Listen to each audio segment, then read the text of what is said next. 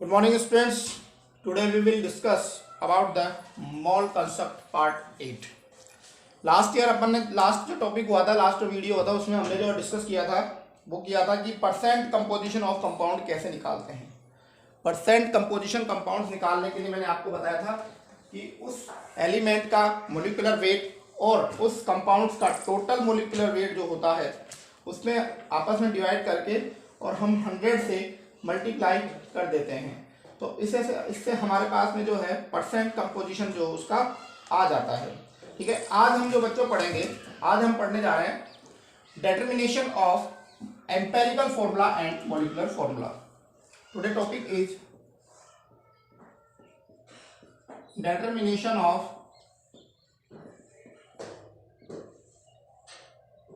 empirical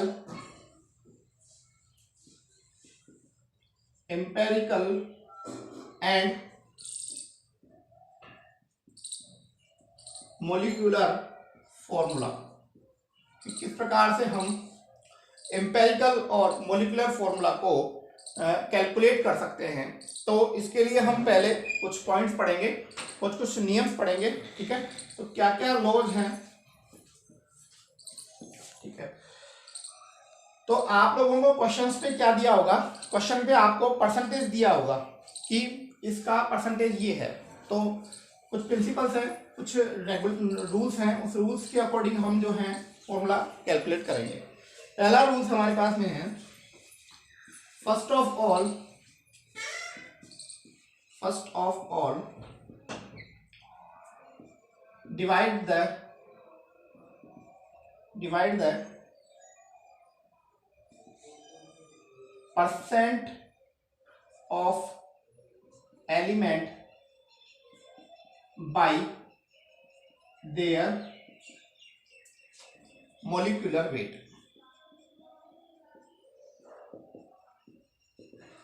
सबसे पहले हम क्या करते हैं कि हमारे पास में जो परसेंटेज दी गई होगी इस सवाल में या क्वेश्चन में, जो परसेंटेज दी होगी उस परसेंटेज में हम किसका भाग देंगे, हम उसके मोलिकुलर वेट का भाग देंगे। मोलिकुलर वेट मैं यहाँ पे एटॉमिक वेट लिख लेंगे, एटॉमिक, क्योंकि एक एलिमेंट का परसेंटेज दिया होगा तो हम उसके एटॉमिक वेट का हम डिवाइड कर लेंगे। एटॉमिक वेट से डिवाइड करने के बाद में हमारे पास में जो आएगा उसे हम कहते हैं, by this we obtain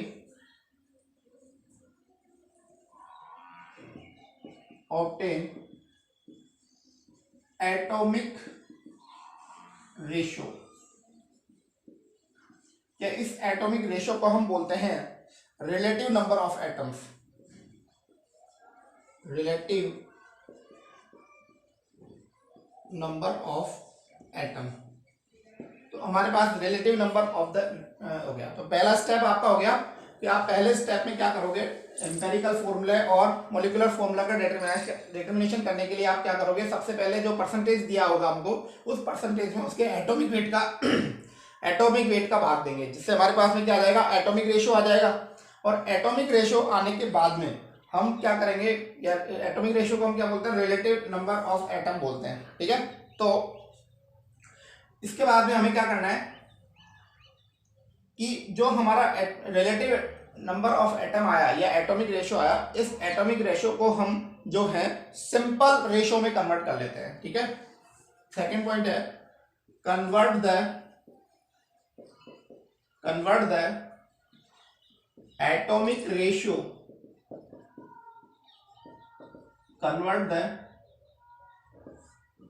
ratio in simple ratio. जो हमारे पास में एटॉमिक रेशो आया है उस एटॉमिक रेशो को हम किस में कन्वर्ट कर देंगे, हम उसको सिंपल रेशो में कन्वर्ट कर देंगे। कैसे करेंगे कि जो हमारे पास में सारे जो एटॉमिक रेशो आए हैं उन एटॉमिक रेशो में से जो मिनिमम वैल्यू है उस मिनिमम वैल्यू की से जो है हमारे एटॉमिक रेशो को डिवाइड कर देंगे। ठीक है, by the minimum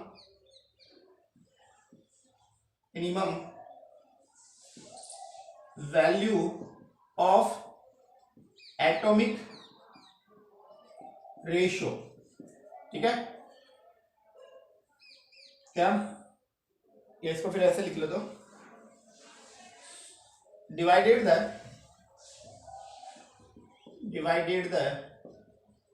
all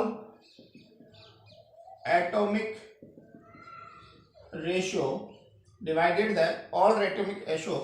by minimum value of atomic ratio. ठीक है, divided the all atomic ratio by minimum value of atomic ratio, मतलब हमारे पास में जो एटॉमिक रेशियो आएगी उन एटॉमिक रेशियो में से हम मिनिमम जो वैल्यू होगी उससे सभी को डिवाइड कर देंगे, तो हमारे पास में क्या आएगा, एटॉमिक सिंपल रेशियो आ जाएगा. Then we obtain simple ratio. अब देखो क्वेश्चंस तो आंसर तो यहीं से क्लियर हो जाएगा, लेकिन समटाइम्स क्या होता है कि हमारे पास में जो सिंपल रेशियो आता है वो क्या होता है कि होल नंबर में ना आके डेसिमल में आता है या फिर फ्रैक्शंस में आता है.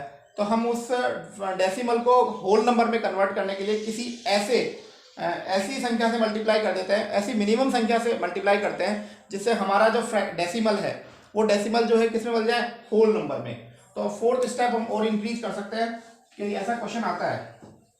तो इधर देखिए थर्ड स्टेप क्या होगा, समटाइम्स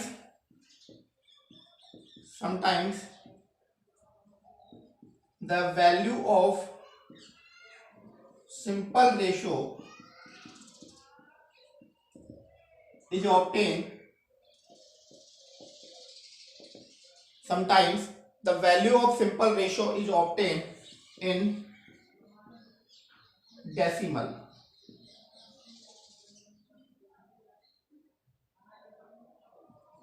और या तो डेसिमल में मिलती है या फ्रैक्शन में मिलती है, दोनों बात एक ही है, कोई अंतर नहीं है. Then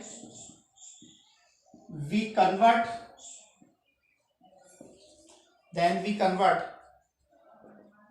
this decimal by multiply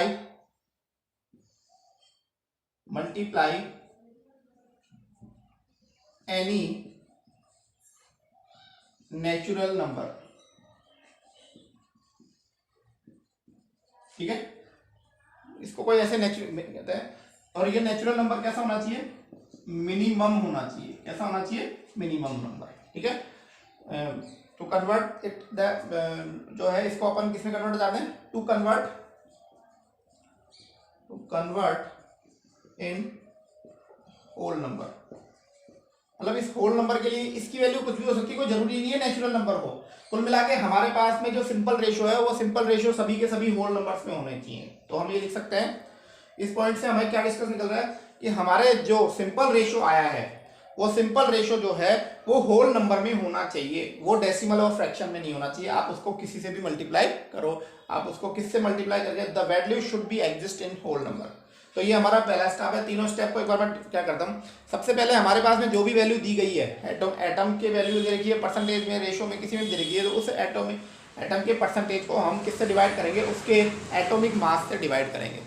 उसके एटॉमिक मास से डिवाइड करने के बाद में हमारे पास में जो क्या आ जाएगा, एटम रेशियो आ जाएगा हमारे पास में. एटम रेशियो को हम रिलेटिव नंबर ऑफ एटम्स भी बोलते हैं. क्या बोलते हैं, एटम्स रेशियो को रिलेटिव एटम नंबर भी बोलते हैं. जो हमारे पास में एटम रेशियो आएगा उस एटम रेशियो को हम क्या करते हैं, सिंपल रेशियो में कन्वर्ट करते हैं. और सिंपल रेशियो में कन्वर्ट करने के लिए उन एटॉमिक रेशियो में से जो मिनिमम वैल्यू होगी उस मिनिमम वैल्यू का हम इसमें डिवाइड कर देंगे.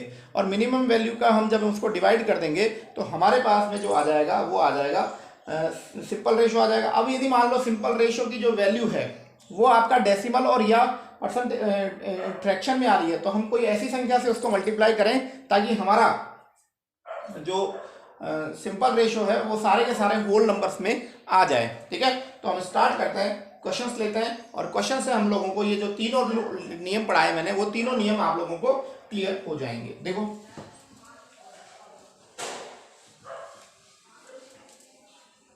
क्वेश्चंस देखते हैं.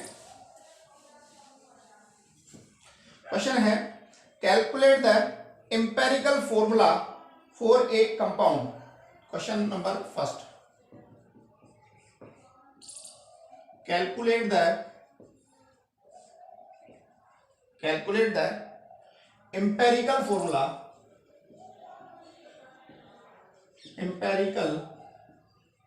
Formula of compound, calculate the empirical formula of the compound. आपको कंपाउंड का एम्पेरिकल फॉर्मूला कैलकुलेट करना है, ठीक है। Compound that contain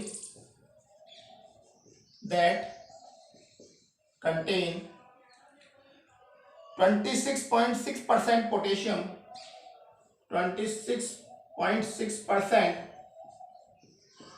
potassium,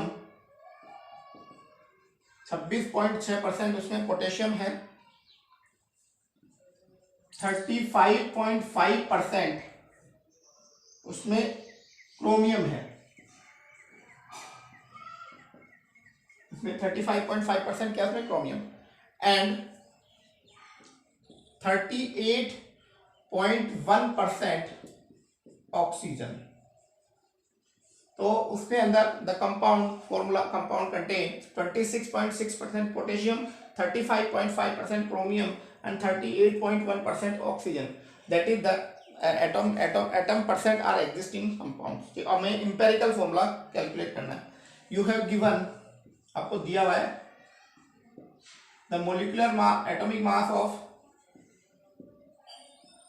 potassium का आपको दे रखा है 39, क्रोमियम का आपको दे रखा है 52 एंड ऑक्सीजन का आपको दे रखा है, यह आपको क्वेश्चन में मिल जाएगा, इसलिए एटॉमिक मास की टेंशन आपको नहीं लेनी है, ठीक है।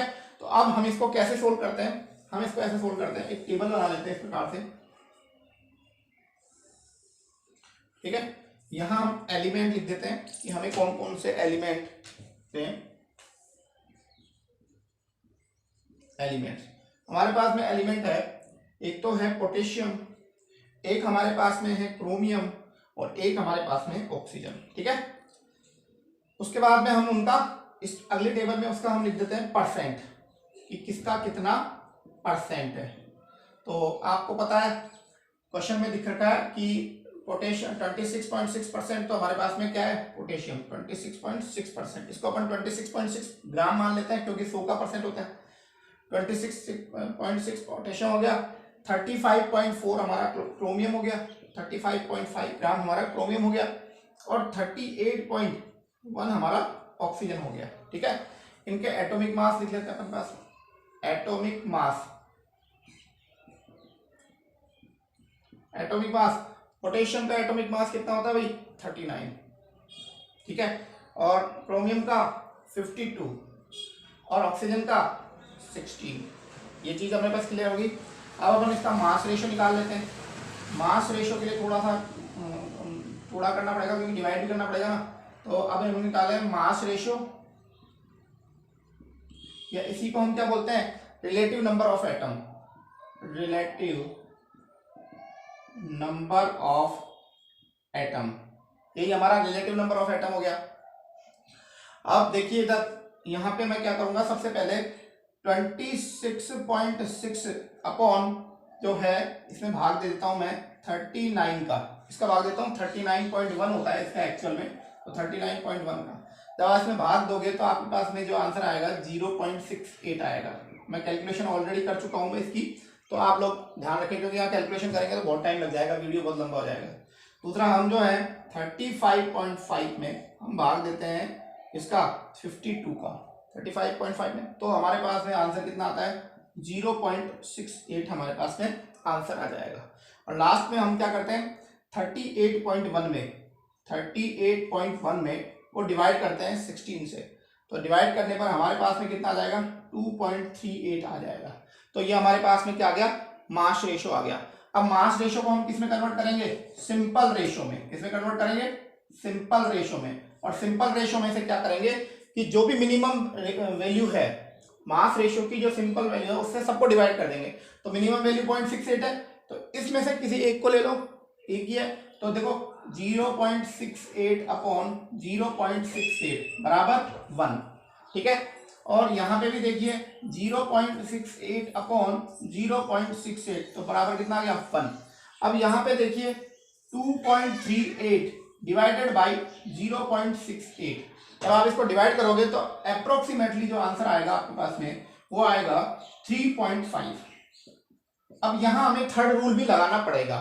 थर्ड रूल क्यों लगाना पड़ेगा हमें यहाँ पे, क्योंकि यहाँ पे जो है सिंपल रेशो की वैल्यू क्या आ गई, डेसिमल में आ गई, जबकि हमें क्या चाहिए, सिंपल रेशो की वैल्यू किस में आनी चाहिए, जो होल नंबर में आनी चाहिए। तो अगला जो तीसरा मैंने रूल पढ़ाया था, simple ratio convert in whole number, simple ratio convert. तो इसको किसी संख्या से गुणा करें, सपोज करो हम इसको 1 से गुणा करते हैं, तो 1 से गुणा करने पर ये तो होल नंबर है, होल नंबर ही रहेगा, ये भी होल है, लेकिन ये 3.5 ही आएगा, तो इसका मतलब है ये जो है हमारा होल नंबर में कन्वर्ट नहीं हुआ। तो आप क्या करोगे, इसे 2 से मल्टीप्लाई करके देखो, तो इसको भी 1 इंटू 2 कर दिया तो कितना आ गया 2, इसको 1 इंटू 2 करोगे तो कितना आ गया 2, और 3.5 को आप 2 से मल्टीप्लाई करोगे तो कितना आ गया 7। तो देखो सभी सिंपल रेशो जो है आपके होल नंबर में आ गए हैं। तो अब आप इसका इंपेरिकल फॉर्मूला लिख सकते हो, क्योंकि इसके अंदर कार्बन के कितने, इसको क्वेश्चन मिटा देता हूं, ये आप लोग उतार लीजिए, थोड़ा सा उतार देने के बाद में मैं इसको मिटा देता हूं। देखो इधर यहां पे हमारे पास में पोटेशियम के कितने नंबर आ गए 2, और क्रोमियम के कितने आ गए 2, और ऑक्सीजन के कितने आ गए 7। तो हमारे पास इंपेरिकल फॉर्मूला हो गया K2Cr2O7। क्या फॉर्मूला आ गया हमारे पास में, K2Cr2O7, और that is known as potassium dichromate, that is known as potassium dichromate. ये हमारे पास में पोटेशियम डाइक्रोमेट का फॉर्मूला जो है इसका फॉर्मूला आ गया। इसी प्रकार का एक क्वेश्चन मैं आप लोगों के सामने और कर देता हूं, ताकि आप लोगों को जो है क्लियर हो जाएगा। ठीक है, नेक्स्ट क्वेश्चन, आप लोगों को एक पीडीएफ मिल जाएगी, तो आप इन पीडीएफ की हेल्प से ये क्वेश्चंस आप क्लियर कर सकते हो। नेक्स्ट क्वेश्चन है जो पैटर्न नंबर 2 होगा ना, ये पैटर्न फर्स्ट था एम्पिरिकल फॉर्मूला के डिटरमिनेशन में अंतर। अगला क्वेश्चन है ए compound of carbon, pattern 2, A compound of carbon, a compound of carbon, hydrogen and nitrogen। कोई कंपाउंड है जो कि हमारे पास में कार्बन, हाइड्रोजन और नाइट्रोजन से मिलकर बना होता है। कंटेन, आगे लिख देता हूं मैं, contain these element in ratio, these elements in ratio, these element in ratio, वो रेशो दिया है हमारे पास में 9:1 रेशो 3.5। इसका मतलब है कार्बन का रेशो 9 है, हाइड्रोजन का रेशो 1 है, और नाइट्रोजन का रेशो जो है आपके पास में 3.5 है, सॉरी कितना है 3.5 है। ठीक है, आगे हमारे पास में कार्बन, हाइड्रोजन, नाइट्रोजन का रेशो ये दे रखा है। ठीक है, respectively calculate the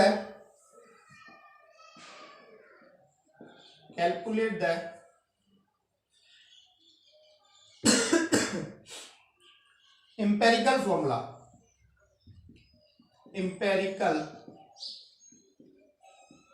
formula of this compound।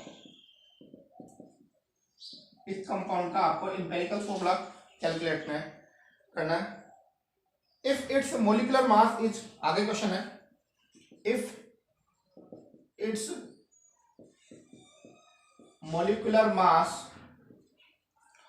is 108, यदि इसका मोलिकुलर मास 108 है, तो what is the molecular formula, then तो what is the molecular formula, इसका मोलिकुलर फॉर्मूला आपका क्या हुआ। क्वेश्चन आपको समझ में आ गया कि कोई कंपाउंड ऐसा है जो कार्बन, हाइड्रोजन और नाइट्रोजन से मिलकर बना होता है। कोई भी कंपाउंड है जो कार्बन, हाइड्रोजन, नाइट्रोजन से बना होता है, और उसमें जो एलिमेंट का रेशो है, कार्बन 9 है, हाइड्रोजन का 1 है, और नाइट्रोजन का 3.5 रेशो है। तो आप क्या करो, इस कंपाउंड का एम्पेरिकल फॉर्मूला याद करो, और एम्पेरिकल फॉर्मूला आपने जब निकाल लिया तो आपको मॉलिक्यूलर मास दिया गया है 108, तो इसका मॉलिक्यूलर फॉर्मूला भी आप लोगों को कैलकुलेट करना है। ठीक है, आप क्वेश्चंस को उतार लीजिए, मैं इसका सॉल्यूशन चालू कर रहा हूं। ठीक है, पैटर्न नंबर 2 है हमारा, पैटर्न फर्स्ट में करा चुका हूं आपको।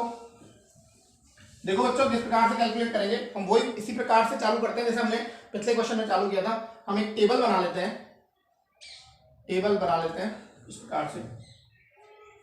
तो यहां हम जो है एलिमेंट लिख लेते हैं, क्या लिख लेते हैं, एलिमेंट। एलिमेंट में हमारे पास में कौन कौन से हैं, एक तो हमारे पास में कार्बन है, एक हमारे पास में हाइड्रोजन है, और दूसरा हमारे पास नाइट्रोजन है। ठीक है, नेक्स्ट है इनका एटॉमिक मास, वो हमें दिया गया था क्वेश्चन में, नहीं दिया तो लिख लो, you have given atomic mass. Atomic mass आपको दिया गया है, एटॉमिक मास है कार्बन का होता है 12, हाइड्रोजन का आपको 1 दिया गया है, और नाइट्रोजन का जो है आपको 14 दिया गया है। नाइट्रोजन का कितना दिया है, 14 दिया है, अपन को पता भी है ये तो, क्योंकि इतना तो हम जानते हैं। इस एलिमेंट का एटॉमिक मास जो है इसका कितना हो गया हमारा, इसका एटॉमिक मास हो गया हमारे पास में 12, 1 और 14। ठीक है, अब इसका रेशो देख लो, इसका रेशो जो दिया गया है, रेशो दिया गया है, वो दिया गया है, इसका रेशो दिया है 9, इसका दिया है 1, और इसका दिया है 3.5। ठीक है, अब हमें निकालना है mass ratio. Mass ratio, mass ratio को क्या बोलते हैं हम, relative number of atomic mass, क्या बोलते हैं इसको, रिलेटिव नंबर ऑफ एटम, ठीक है। तो देखो आप यहाँ देखोगे तो इसमें 12 का भाग दोगे तो आपके पास में जो आंसर आएगा 0.75 आ जाएगा। इसमें 1 है, इसमें 1 का भाग दोगे तो 1 ही आएगा। यहाँ पे कितना है 3.5, और 3.5 में आप 14 का भाग दोगे तो आपके पास में आंसर आ जाएगा 0.25 आ जाएगा। तो यह आपके पास में जो है आ गया। अब इसके बाद में नेक्स्ट प्रोसेस होता है, मास रेशो को हम किस में कन्वर्ट करते हैं, सिंपल रेशो में। किसमें कन्वर्ट करते हैं बच्चों, सिंपल रेशो में कन्वर्ट करते हैं। तो सिंपल रेशो में कन्वर्ट करने के लिए कोई भी मिनिमम वैल्यू, तो मिनिमम वैल्यू कौन सी है यहाँ 0.75 एक, और इसमें सबसे मिनिमम कौन सा है 0.25, तो सब में 0.25 का भाग दे दो। 0.75 अपॉन 0.25, 1 अपॉन 0.25 एंड जो है 0.25 अपॉन 0.25। तो देखो 0.75 में आप 0.25 का भाग दोगे तो आपके पास में 3 आएगा, 1 में 0.25 का भाग दोगे तो आपके पास जो आंसर आएगा वो 4 आएगा, और 0.5 में 0.25 का भाग दोगे तो आपके पास में आएगा। तो ये सिंपल रेशो है।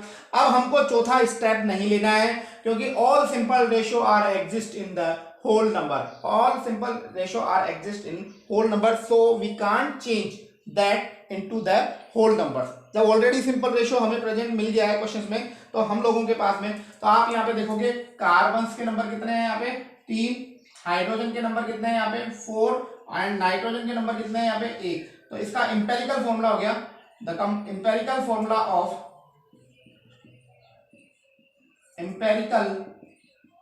Formula of compound is C3H4 and N। C3H4N इसका इंपेरिकल फॉर्मूला हो गया है। अब जो है हमें क्वेश्चन में एक तो क्वेश्चन ये पूछा था कि आप इसका इंपेरिकल फॉर्मूला कैलकुलेट करो। अब इंपेरिकल फॉर्मूला के बाद में हम लोगों से इसने ये पूछा था कि हमें इसका क्या कैलकुलेट करना है, मॉलिक्यूलर फॉर्मूला भी कैलकुलेट करना है। ठीक है, तो कल मैंने जब आपको कल टॉपिक पढ़ाया था तो उस टॉपिक में मैंने आप लोगों को बताया था कि किस प्रकार से हम जो है how we can correlate the molecular formula and empirical formula.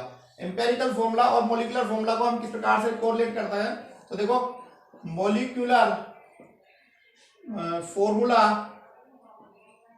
बराबर एन इनटू इंपेरिकल फॉर्मूला।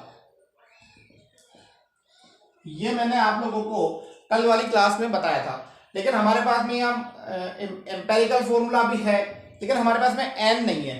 तो एन निकालने के लिए भी मैंने कल आपको फॉर्मूला बताया था, एन बराबर molecular formula mass upon empirical formula mass, molecular formula mass upon empirical formula mass. तो हम एन की वैल्यू कैलकुलेट कर सकते हैं इसके अंदर। अब हमको मोलिकुलर फॉर्मूला मास इस क्वेश्चन में दिया गया है, ठीक है। We have given molecular formula mass, कितना दे रखा है हमको, वो दे रखा है हमको 108 ऑलरेडी गिवन इन क्वेश्चन। हमें क्या निकालना है, empirical formula mass, empirical formula ये मास कैलकुलेट करना है। तो आपके पास में एम्पेरिकल फॉर्मूला तो है ही C3H4N। तो देखो 1 का 12 होता है, तो 3 का कितना हो गया 36, प्लस हाइड्रोजन का 1 इंटू 4 और नाइट्रोजन का कितना हो गया, नाइट्रोजन का हमारे पास में कितना हो गया 14। तो देखो 36 प्लस 4 प्लस 14, तो 36 और 14 कितने हो गए 44, सॉरी 40, और 40 में आप 14 जोड़ोगे तो आपके पास में जो आ जाएगा कितना आ जाएगा 54 आ जाएगा। तो हमारे पास में एम्पेरिकल मोलिकुलर फॉर्मूला आ गया। तो अब एम्पेरिकल मोलिकुलर फॉर्मूला हमारे पास में कितना आ गया बच्चों 54 आ गया। Now we calculate the value of N. तो अब एन की वैल्यू हम किस प्रकार से कैलकुलेट करेंगे बच्चों, एन बराबर हमारे पास में होगा मोलिकुलर मास ऑफ कितना है 108 और एम्पेरिकल फॉर्मूला मास कितना हो गया 54। जब 54 को तो n का मान कितना आ जाएगा आपके पास में 2। अब इस फॉर्मूले में हम n का वैल्यू पुट कर देंगे, तो मोलिकुलर फॉर्मूला हमारे पास में आ जाएगा, molecular formula equal to n का मान कितना है 2, एम्पेरिकल फॉर्मूला कितना है C3H4N। तो n मोलिकुलर फॉर्मूला क्या हो जाएगा हमारे पास में, मोलिकुलर फॉर्मूला बराबर C6H8 and N2। This is the molecular formula of the compound. तो भैया ये आप लोगों के पास में दूसरा क्वेश्चन है। ऐसे मैं बहुत सारे क्वेश्चन जो है पीडीएफ में डाल दूंगा, तो आप वहां से इन चीजों को पढ़ सकते हो। देखो बच्चों, आज हमारे पास में हमने मोलिकुलर फॉर्मूला और ये हमने क्लियर करना सीखा। आज हम जो है नया टॉपिक पढ़ने जा रहे हैं, दूसरा केमिकल इक्वेशन। वैसे तो ये चीजें हमने वो पढ़ रखी है, लेकिन अब हम जो है स्पेशल केवल केमिस्ट्री पढ़ रखे हैं, केमिस्ट्री पढ़ रहे हैं, हम केवल केमिस्ट्री पढ़ रहे हैं। तो केमिस्ट्री हम जब पढ़ रहे हैं तो हमें केवल केमिकल इक्वेशन में क्या क्या चीजें होती है, हमें पूरे साल जो है 11th क्लास में हमें केमिस्ट्री के बारे में पढ़ना है। तो केमिकल इक्वेशन को हम नहीं पढ़े तो हम कुछ नहीं पढ़े, इसका मतलब हमें केमिकल इक्वेशन के बारे में सारी इंफॉर्मेशन हमें पता होनी चाहिए, तो हम उसको डिटेल से पढ़ लेते हैं। देखिए बच्चों, केमिकल इक्वेशन क्या होती है, सबसे पहले तो हम वो पढ़ेंगे, फिर उसकी प्रॉपर्टीज पढ़ेंगे, उसकी लिमिटेशंस पढ़ेंगे, और क्या क्या हम उनके अंदर इंप्रूवमेंट्स और कर सकते हैं, वो सब चीजें हम इसके अंदर डिटेल से पढ़ेंगे। तो सबसे हम टॉपिक लगा रहे हैं केमिकल इक्वेशन। केमिकल इक्वेशन के बारे में मैं आप लोगों को डिटेल से पढ़ाऊंगा यहाँ पे। देखो बच्चों, केमिकल इक्वेशन क्या होती है, chemical equation is the skeleton that explain a chemical change। ठीक है, केमिकल इक्वेशन एक स्केलेटन है। स्केलेटन का मतलब होता है रूपरेखा। स्केलेटन का मतलब क्या होता है, रूपरेखा होती है कि chemical equation is the skeleton, एक रूपरेखा है जो कि हमें केमिकल चेंज को एक रूपरेखा में बताता है कि इस प्रकार से केमिकल चेंज हुआ है। तो वो इंफॉर्मेशन हमें कौन देता है, जो है केमिकल इक्वेशन हमें देती है। अब किसी भी केमिकल इक्वेशन में दो चीजें मेनली होती है, ठीक है। इन chemical equation contain two parts. Chemical equation में दो पार्ट्स होते हैं, एक तो हमारा होता है रिएक्टेंट और दूसरे हमारे होते हैं प्रोडक्ट्स। एक तो रिएक्टेंट्स होती है और एक प्रोडक्ट होते हैं। रिएक्टेंट्स को हम जो है लेफ्ट साइड में पुट करते हैं। कहाँ पुट करते हैं रिएक्टेंट्स को, हम लेफ्ट साइड में, और प्रोडक्ट को हम किधर की साइड कर जाते हैं, राइट साइड में हम उसको पुट करते हैं। रिएक्टेंट है ना, और रिएक्टेंट और प्रोडक्ट्स को हम जो है इस प्रकार से शो करते हैं कि reactants are going to convert in product. ये एरो क्या शो कर रहा है, ये एरो ये शो कर रहा है कि react amount of the reactants are simultaneously convert into the products molecules. तो दिस एरो इज शो, ठीक है।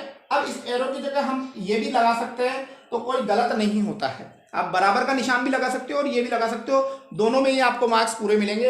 ऐसा कुछ नहीं है कि बराबर लगा रिएक्टेंट और प्रोडक्ट के बीच में हम नहीं लगा सकते हैं। तो ये चीजें आप लोगों को ध्यान रखनी है कि हमारी जो केमिकल इक्वेशन जो होती है वो एक स्केलेटन होती है जो हमें ये बताती है कि केमिकल चेंज की रूपरेखा क्या है, उसका स्केलेटन क्या है, ये हमें एक्सप्लेन जो करता है वो केमिकल इक्वेशन कहता है। फॉर एग्जाम्पल हम देखते हैं कि जैसे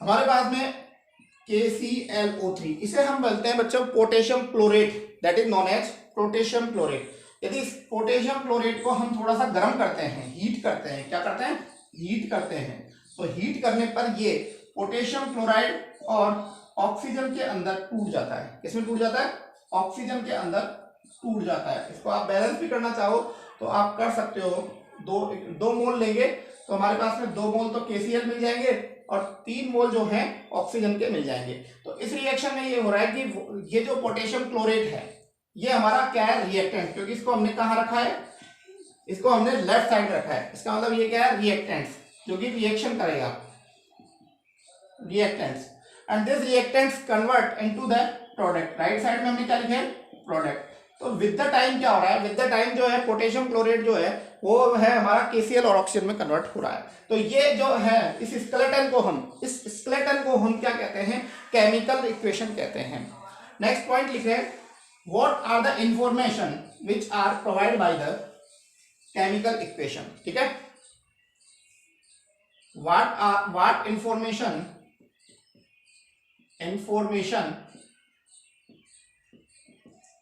provide by chemical equation। कौन कौन सी ऐसी सूचनाएं हैं, कौन कौन सी ऐसी इंफॉर्मेशन है जो कि हमें केमिकल इक्वेशन के द्वारा हमें बताई जाती है, या फिर हमें जो सूचनाएं मिलती हैं, ठीक है, ठीक है। नंबर फर्स्ट है, if A reactor, if the product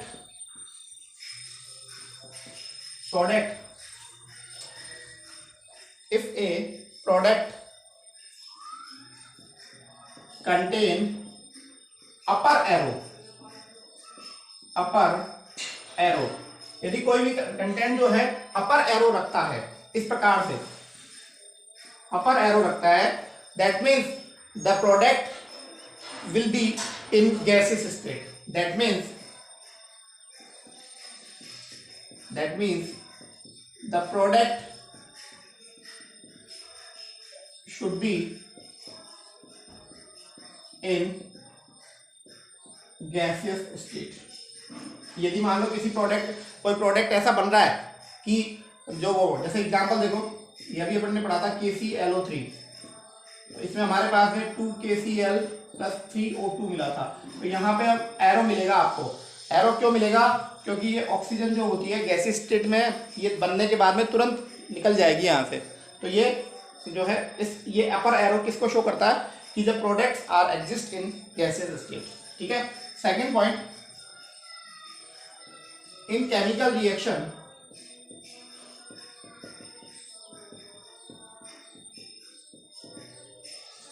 एक होता है लोअर एरो, क्या बोलते हैं इसको, लोअर एरो, ठीक है। और लोअर एरो हमें ये इंफॉर्मेशन देता है कि द सब्सटेंस इज, जो भी सब्सटेंस हमारा प्रोडक्ट है वो कैसा होगा, एग्जिस्ट इन सॉलिड स्टेट, ठीक है। That means that the arrow is exist in solid state। जो एरो होगा, लोअर एरो होगा, वो एग्जिस्ट करेगा कि वो सॉलिड स्टेट में एग्जिस्ट करता है, ठीक है। ये चीज हो गई हमारे पास में। थर्ड पॉइंट, 2 इंफॉर्मेशन मिलती है कि अपर एरो तो प्रोडक्ट को में जो है बन रहा है वो प्रोडक्ट, वो बन रहा है, वो हमारा गैस बन रहा है। और लोअर एरो जो हमें ये इंफॉर्मेशन देता है कि जो प्रोडक्ट बन रहा है वो किस स्टेट में बन रहा है, सॉलिड स्टेट में बन रहा है। थर्ड पॉइंट, यदि हमारे रिएक्शन में रिएक्टेंट या प्रोडक्ट कौन सी स्टेट में एग्जिस्ट करता है, ठीक है, chemical information, chemical equation inform us about the physical state of solid, liquid and gas, कि हमें वो सॉलिड, लिक्विड और गैस के बारे में इंफॉर्मेशन देता है।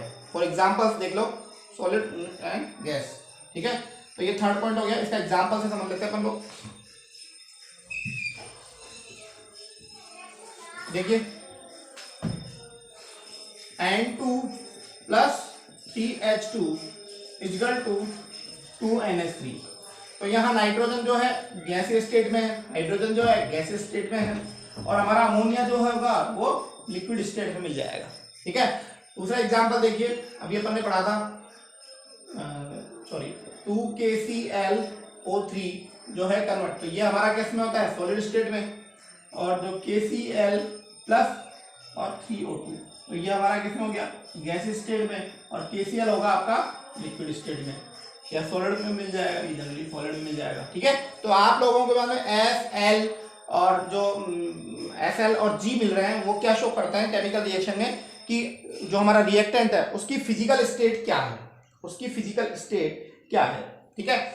नेक्स्ट, यदि किसी रिएक्टेंट के में हमने एक्वस लिख रखा है AQ, ठीक है, क्या लिख रखा है हमने, AQ, जैसे लिख रखा है 2KClO3 AQ, और ये कन्वर्ट हो रहा है 2KCl AQ प्लस 3O2, ठीक है।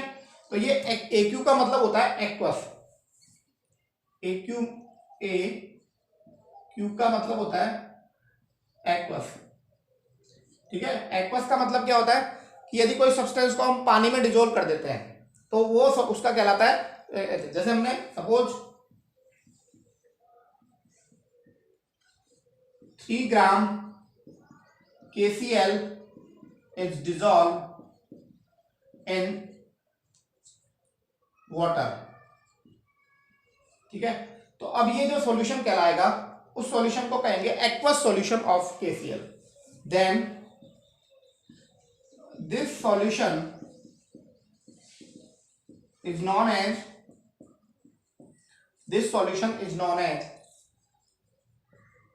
aqueous solution of KCl। और जब इसको रिप्रेजेंट करेंगे रिएक्शन में तो KCl और इसके ब्रैकेट में हम क्या लिख देंगे, एक्वस हम जो लिख देंगे, ठीक है। नेक्स्ट है, यदि हमारी रिएक्शन में प्रोडक्ट हीटिंग से बन रहा है तो उसको हम डेल्टा से रिप्रेजेंट करते हैं। किससे रिप्रेजेंट करते हैं? नेक्स्ट पांचवा पॉइंट जो है वो क्या है, ठीक है। If in our reaction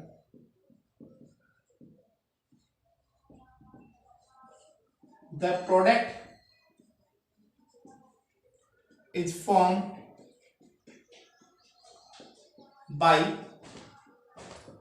heating, यदि प्रोडक्ट हमारा हीटिंग से बन रहा है then delta sign is used. जैसे अभी ये एग्जांपल पढ़ा था KClO3 है, इसको मैंने हीट किया था, क्या किया था, हीट। तो हीट ना लिखकर यहाँ क्या शो कर देते हैं, ये सिंबल शो करते हैं, इसका मतलब है ये हीट हो रहा है। तो हमारे पास में प्रोडक्ट क्या बन जाएगा, 2KCl प्लस 3O2 हमारे पास में प्रोडक्ट बन जाएगा, ठीक है। तो हमारे पास में जो है ये इंफॉर्मेशन हमें मिलती है। नेक्स्ट इंफॉर्मेशन क्या मिलती है हमें, next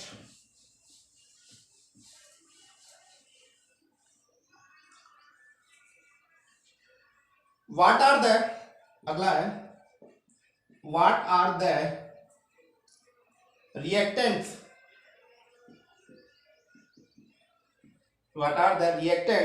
and products involve in the chemical reaction.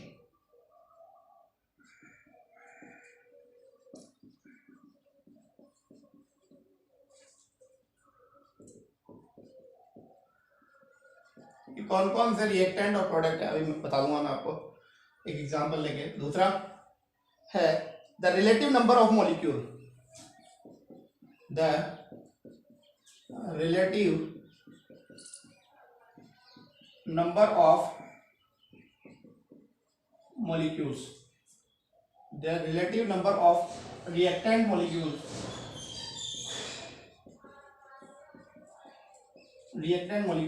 or product molecules। ये उस रिएक्शन में रिलेटिव नंबर ऑफ रिएक्टेंट के मॉलिक्यूल्स कितने हैं, प्रोडक्ट के मॉलिक्यूल्स कितने हैं, ये भी इंफॉर्मेशन हमें उनसे मिल जाते हैं। थर्ड पॉइंट है, मतलब जो अगला पॉइंट है वो है the relative number by the parts. Next है the relative number of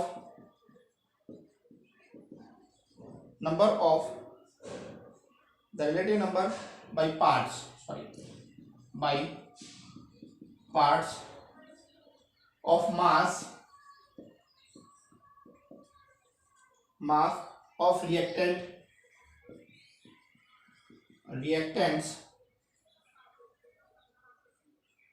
reactants and products। Relative number of parts by mass, भाई कितना मास तो रिएक्टेंट का काम ले रहा है, ठीक है, और कितना पार्ट्स जो है प्रोडक्ट्स में बन रहा है, ये इंफॉर्मेशन भी हमें केमिकल रिएक्शन से मिल जाती है, ठीक है। और नेक्स्ट है relative volume of gaseous reactant,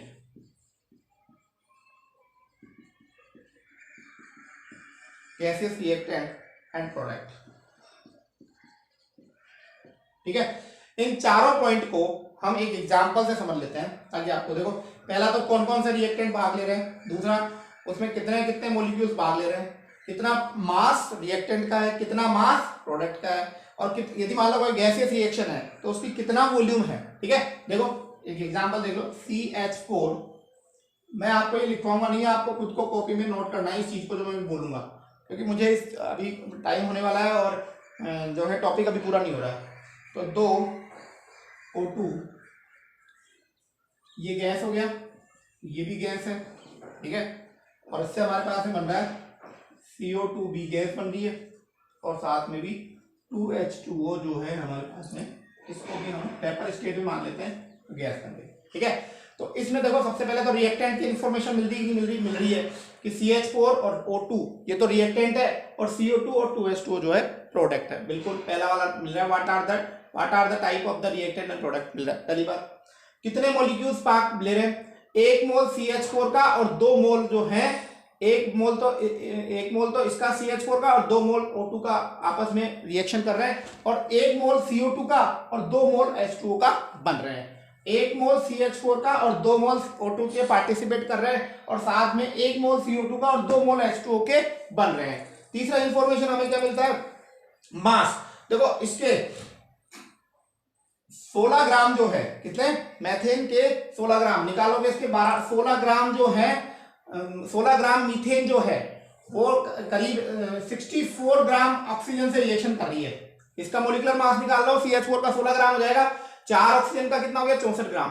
16 gram oxygen जो है 64 ग्राम ऑक्सीजन से 16 grams of methane react with 64 grams of the oxygen and form 44 gram of carbon dioxide and 36 gram of the, ये तीसरे पॉइंट का आंसर है। ये तीसरा पॉइंट का relative number of bye parts by mass of the reactant and products, कि 16 grams of the methane are react with 64 gram of the oxygen, then they form 44 gram of the carbon dioxide and 36 gram of H2O। ये हमें third. Fourth point, यदि मान लो ये gaseous, बिल्कुल gaseous में, तो इसमें कह रहा है 1 volume of methane react with 2 volume of oxygen. 1 volume तो CH4 का और 2 वॉल्यूम जो है ऑक्सीजन रिएक्ट कर रहे हैं, और 1 वॉल्यूम CO2 बना रहे हैं, और 2 वॉल्यूम H2O बनाते हैं। तो ये चौथे पॉइंट का आपका एग्जाम्पल होगा। ये चारों पॉइंट आप लोग नोट कर लेना, मैं यहाँ लिखवा नहीं रहा हूँ क्योंकि टाइम का मेरे पास में इस समय कमी है, टॉपिक्स पूरे नहीं हो पाएंगे। अब सबसे इंपॉर्टेंट चीज आती है limitation of the chemical equation, ठीक है, कि कुछ लिमिटेशंस भी हैं कि जो है, तो मैं पहली लिमिटेशंस में डिस्कस कर लेता हूं आप लोगों को, ये आप लोगों को खुद को नोट करनी है, मैं 2 बार बोल दूंगा इसको क्योंकि अपने पास टॉपिक थोड़ा सा लंबा रह गया है। पहली कंडीशन तो है, लिमिटेशंस का मतलब होता है कि ये सब चीजें तो हमें केमिकल इक्वेशन से इंफॉर्मेशन मिल जाती है, लेकिन कुछ इंफॉर्मेशन हमें नहीं मिल पाती है केमिकल इक्वेशन से, वो उसकी लिमिटेशन होती है। लिमिटेशंस का मतलब होता है कमी, उसकी क्या क्या कमी हो सकती है। तो देखो बच्चों, पहली कमी तो ये है कि हमें कंसंट्रेशन ऑफ रिएक्टेंट और कंसंट्रेशन ऑफ प्रोडक्ट नहीं मिल पाते हैं। मतलब हमें ये मालूम नहीं पड़ता कि रिएक्टेंट की कंसंट्रेशन कितनी है, प्रोडक्ट की कंसंट्रेशन कितनी है, ये हमें इंफॉर्मेशन नहीं मालूम पड़ पाती है केमिकल रिएक्शन से। ठीक है। दूसरी कि हमारे केमिकल रिएक्शंस को होने में कितना समय लगेगा, how much time is taken a reaction to complete to form product. मतलब कोई भी केमिकल रिएक्शन जो है वो कितने टाइम में कंप्लीटली प्रोडक्ट में चेंज हो जाएगा, मतलब केमिकल चेंज जो है कितने टाइम में होगा, इसकी इंफॉर्मेशन भी हमें नहीं मिल पाती है। थर्ड, अब कौन कौन सी कंडीशंस हमें चाहिए केमिकल रिएक्शन के लिए, हमें ये इंफॉर्मेशन नहीं पड़ता था कि कौन कौन सी केमिकल कंडीशंस रिक्वायर्ड है, ये इसकी इंफॉर्मेशन भी हमें नहीं पड़ जाती है। ठीक है। फोर्थ जो इसकी लिमिटेशन है कि केमिकल इक्वेशन से हमें ये इंफॉर्मेशन नहीं मिल पाती है कि केमिकल रिएक्शन रिवर्सिबल है या इरिवर्सिबल है, ये भी हमें नहीं मालूम पड़ती। अब ये रिवर्सिबल और इरिवर्सिबल क्या होता है, इसको मैं आगे डिस्कस करने जा रहा हूं अभी। ठीक है। ये हमें जो है 4 जो है लिमिटेशन बताई है मैंने आप लोगों को, ये है। अब हमें कुछ एफर्ट्स करने चाहिए, कुछ ऐसे प्रयास करने चाहिए जिससे केमिकल इक्वेशन जो है वो हमें अच्छी और भी बनाई जा सकती है, मतलब केमिकल इक्वेशन में मॉडिफिकेशन है। तो कौन कौन से हैं जो मॉडिफिकेशन हमें रिक्वायर्ड है। ठीक है। लिमिटेशंस को दूर करने के लिए मॉडिफिकेशन। तो नेक्स्ट है मॉडिफिकेशन इन केमिकल इक्वेशन, कि कौन कौन से मॉडिफिकेशन चाहिए। और सबसे पहली मॉडिफिकेशन है उसके अंदर experimental condition.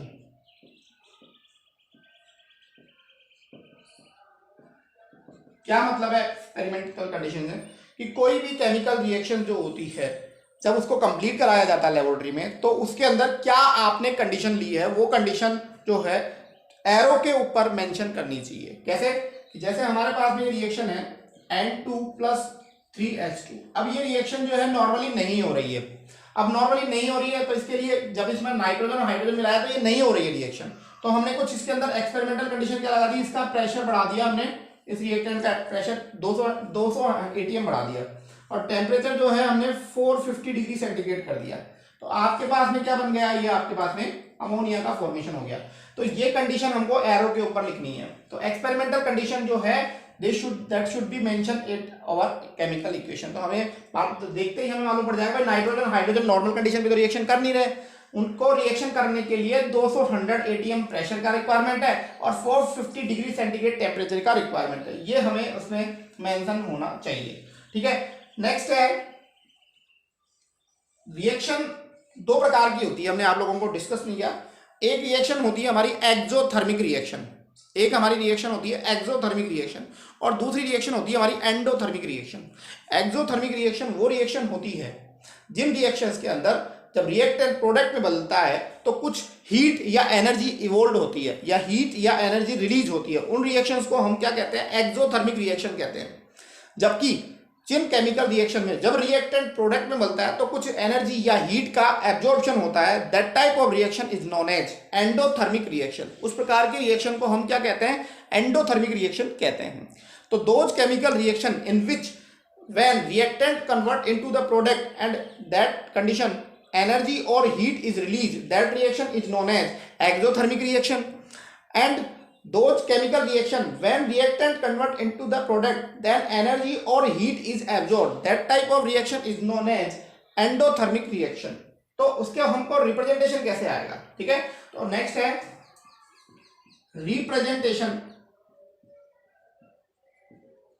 Representation of exothermic and endothermic reaction. ठीक है, कि जैसे हमारे पास में एग्जांपल है, एक्सोथर्मिक का रिप्रेजेंटेशन समझा देता हूं पहले आपको मैं। फिर एंडोथर्मिक का समझा दूंगा।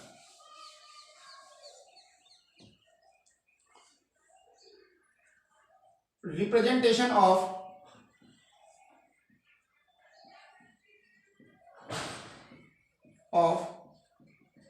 Exothermic reaction. एक्सोथर्मिक का रिएक्शन कैसे होगा, जैसे मान लो N2 प्लस O2, ठीक है, N2 प्लस O2, इस रिएक्शन में मान लो एनर्जी निकल रही है, तो N2 प्लस H2 रिएक्शन करेंगे तो हमारे पास में 2NO है, ठीक है। तो एक्सोथर्मिक में या तो रिएक्शन में आपको इस प्रकार से मिलेगा डेल्टा H बराबर माइनस 43.2। डेल्टा H क्या होता है, डेल्टा H जो होता है चेंज इन एंथैल्पी, हम थर्मोडायनेमिक्स में पढ़ेंगे एंथैल्पी क्या होती है।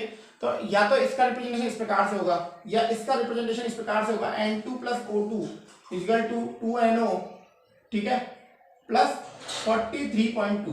दोनों ही रिएक्शन का जो रिप्रेजेंटेशन है वो कैसा है, एक्सोथर्मिक सिस्टम में है। देखो यहाँ पे क्या है, यदि किसी रिएक्शन के लिए डेल्टा H का मान नेगेटिव आता है, किसी रिएक्शन के लिए डेल्टा H का मान नेगेटिव होता है तो that means the reaction is exothermic. और यदि किसी रिएक्शन के लिए डेल्टा H का मान पॉजिटिव आता है, the value of delta H is positive, that means the reaction is endothermic in nature, तो वो रिएक्शन एंडोथर्मिक। तो यहाँ डेल्टा H का मान कैसा आ रहा है, नेगेटिव, तो ये रिएक्शन कैसी हो गई, एक्सोथर्मिक। अब इस रिएक्शन में क्या समझ में आ रहा है हमको, N2 और O2 दोनों रिएक्टेंट रिएक्शन कर रहे हैं और रिएक्शन करने के बाद में they form nitrogen oxide NO बन रहा है। अब इसके अंदर साथ में 43.2 किलो जूल एनर्जी इवोल्व भी हो रही है, इसका मतलब एनर्जी इवोल्व हुई ना, और एनर्जी इवोल्व का मतलब दिस रिएक्शन इज एक्सो। तो ये दोनों ही प्रेजेंटेशन जो है एक्सोथर्मिक रिएक्शन के हैं। नेक्स्ट है representation of endothermic reaction. Representation of endothermic reaction. Endothermic का हम रिप्रेजेंटेशन कैसे करते हैं, एंडोथर्मिक रिएक्शन का रिप्रेजेंटेशन हम ऐसे करते हैं कि जैसे सपोज करो C plus O2, C plus O2 दोनों रिएक्शन करके CO2 बना रहे हैं, साथ में डेल्टा H का मान कितना लिख दिया इन्होंने, जो है 94.3 किलो जूल पर मोल लिख दिया, इसकी यूनिट लिख लो, किलो जूल पर मोल जो है इसका हो गया। यदि इसको दूसरी तरीके से प्रेजेंट करेंगे C plus O2 equal to CO2 minus 94.3 kilo joule, both reaction represent the endothermic reaction, दोनों रिएक्शन, क्योंकि यहाँ डेल्टा H का मान क्या हो गया, पॉजिटिव। मैंने आपको बताया डेल्टा H का मान यदि नेगेटिव आता है तो रिएक्शन एक्सोथर्मिक, और डेल्टा H का मान यदि पॉजिटिव आता है तो रिएक्शन हमारी एंडोथर्मिक रिएक्शन होगी। तो यहाँ पे देखो इसका मान जो है माइनस 94.3 किलो जूल है, तो यहाँ पे रिएक्शन घट रही है, मतलब एनर्जी जो है एब्जॉर्ब हो रही है, यहाँ पे रिलीज हो रही है। तो ये आप लोगों के हो गया। लास्ट टॉपिक जो है इसका मैं आपको डिफाइन करना चाहूंगा, लास्ट टॉपिक जो है वो होगा हमारा reversible and irreversible reaction. Reversible and irreversible reaction. हमने कहा था कि भाई केमिकल जो चेंजेस होते हैं, केमिकल रिएक्शंस जो होती है उनमें हमें ये मालूम नहीं पड़ पाता कौन सी रिवर्सिबल। पहले तो हमें रिवर्सिबल से और इरिवर्सिबल का मतलब समझ में आना चाहिए। देखो बच्चों, रिवर्सिबल रिएक्शन वो होती है जिनमें रिएक्टेंट जो है प्रोडक्ट में बदल जाता है, बाद में प्रोडक्ट रिएक्टेंट में नहीं बदलता। तो रिवर्सिबल की रिएक्शन लिख रहा हूं मैं, reversible reaction, reversible reaction, those chemical reaction in which reactants convert in product, reactant जो है प्रोडक्ट में कन्वर्ट हो जाता है, reactant convert into the in product, but product does not convert in reactants। जो प्रोडक्ट है हमारा रिएक्टेंट में कन्वर्ट नहीं हो पाता है, ठीक है। तो एक रिवर्सिबल रिएक्शन, मैं गलत लिख गया, ये इरिवर्सिबल की डेफिनेशन लिख रहा हूं मैं आपके सामने। अच्छा, तो एक चेंज कर लो इसके अंदर कि reactants convert into the products, but product convert into the reactant, product convert into reactants, मतलब रिएक्टेंट प्रोडक्ट में बदल जाता है, प्रोडक्ट रिएक्टेंट में। उन रिएक्शन को हम क्या कहते हैं? रिवर्सिबल रिएक्शन कहते हैं। Reversible reaction represent by this arrow. Reversible reaction को इस एरो से हम रिप्रेजेंट करते हैं। जैसे मान लो हमारे पास में एक रिएक्शन है, कैसे? N2 प्लस 3H2, तो इसको हम बोलते हैं 2NH3। तो देखो रिएक्टेंट दोनों रिएक्शन करके क्या कहलाते हैं? 2NH3। तो ये तो हो गई फॉरवर्ड रिएक्शन। इस रिएक्शन को हम क्या बोलते हैं? Forward reaction. और N2 ये इसको हम बोलते हैं बैकवर्ड रिएक्शन। NH3 वापस H2 और N2 में टूट रहा है, तो जब रिएक्टेंट प्रोडक्ट में बदलते हैं और प्रोडक्ट वापस रिएक्टेंट में बदलते हैं, ऐसी रिएक्शन को हम जो है रिवर्सिबल रिएक्शन कहते हैं। दो reaction in which the reactant convert into the product molecule and product molecule convert into the reactant molecule, that reaction are known as reversible reaction. और इररिवर्सिबल रिएक्शंस क्या होती है? Irreversible reaction are those reaction, irreversible reaction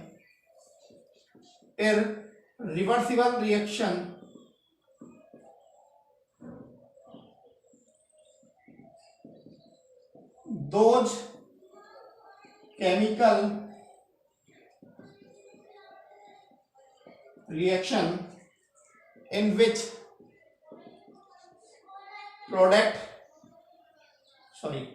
reactant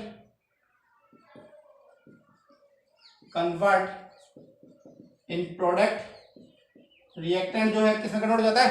product, but product does not convert in reactant, जो है product reactant में convert नहीं होता है। इन रिएक्शन को रिवर्सिबल लिखते हैं। Irreversible reaction